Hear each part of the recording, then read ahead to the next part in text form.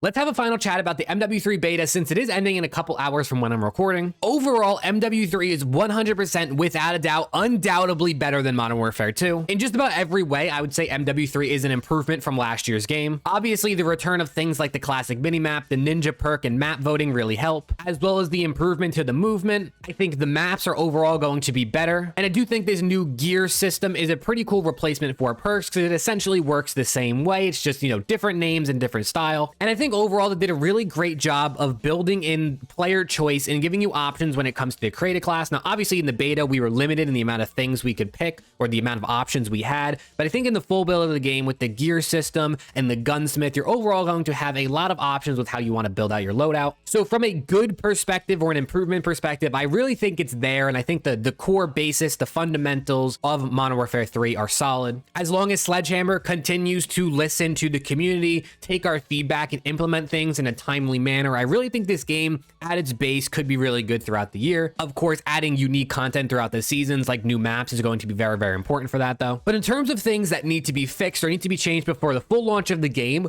which by the way is on November 10th, so we're less than a month away from the full launch of MW3. For me personally, throughout the time that I played the beta, I think there's three main things they really need to fix. Number one, and the most glaring issue I personally ran into, was the spawns. I don't know how many times I spawned behind someone, I spawned next to someone, they spawned behind me, I spawned in front of them. Like overall, the spawns were just really, really bad in the beta, in my opinion. And the amount of times I died off spawn, or I spawned like across the map when my team held the A and B flag and I would spawn by the C flag, really didn't make any sense overall. And I mean, I played the original MW2, the spawns were not like this, so definitely need to work out the spawns. I've seen a lot of people complain about the time to kill. Obviously it is longer in this year's game, and at first when I was just watching the PlayStation beta, I didn't think the time to kill looked bad. I actually thought it looked good. I liked the longer time to kill, but the more I played the beta, the more I did realize there are some inconsistencies with the time to kill. Now this could be due to just your overall connection, the servers, or the packet burst problems that we were having throughout the entire beta, which is a whole nother issue. But there definitely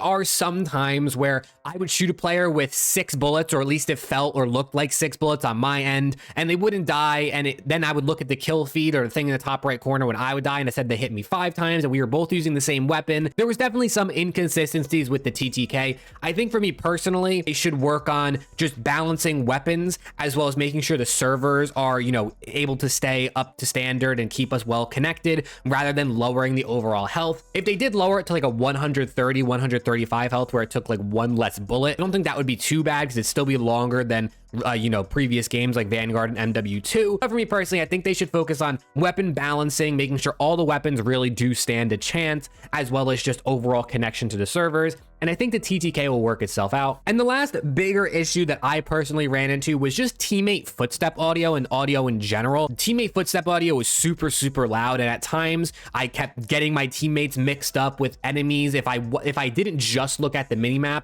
and then I heard footsteps behind me, sometimes it was a teammate and I would get confused. So there's definitely some footstep audio that needs to be tweaked. It needs to be a little quieter for your teammates so you can hear your enemies a little bit better. And another is like that bone conductor, gear that you can put on, which apparently is supposed to help you hear enemies better. I don't know. Overall, I think the base audio for teammates needs to be tuned down. And of course, there are little bugs and glitches that need to be worked out. There are definitely things where like the UI isn't working properly sometimes, or like certain field upgrades or equipment or announcers, voice lines, things like that aren't working the way they should be. It is what it is. Those are, those are just things that are meant to be figured out and tweaked because of a beta. That's why we're playing the beta. So those sort of things I'm not really worried about. I'm sure they can get those fixed before the game launches in under a month. And then of course, the big one that everyone likes to complain about, that I like to complain about, that we all like to talk about, is skill-based matchmaking. I wish they would tune this back, but we know that's not going anywhere. So I'm not going to complain about it in this video. But like I said in the beginning, I really do think MW3 has a really solid potential to be a good game throughout this entire year. I know in my last video, the title was like MW3 could be the best game ever. MW3 is probably not going to be the best Call of Duty game ever if we're obviously keeping it real, but I do think it could be at the very least the best game of the last 5, 6, 7 years. Like I think it has the possibility of being the best game since maybe like Black Ops 3. I don't know if that's too crazy to say, but I do think MW3 has really good potential. Like I said, Sledgehammer needs to continue to listen to the community. Hopefully Treyarch's ranked mode and their zombies mode is really, really good. I'm sure the campaign is going to be great, but obviously you only play that once for the most part, so that doesn't really add too much to your overall opinion of the game. I'm excited to see what this game ends up turning into over the next couple years.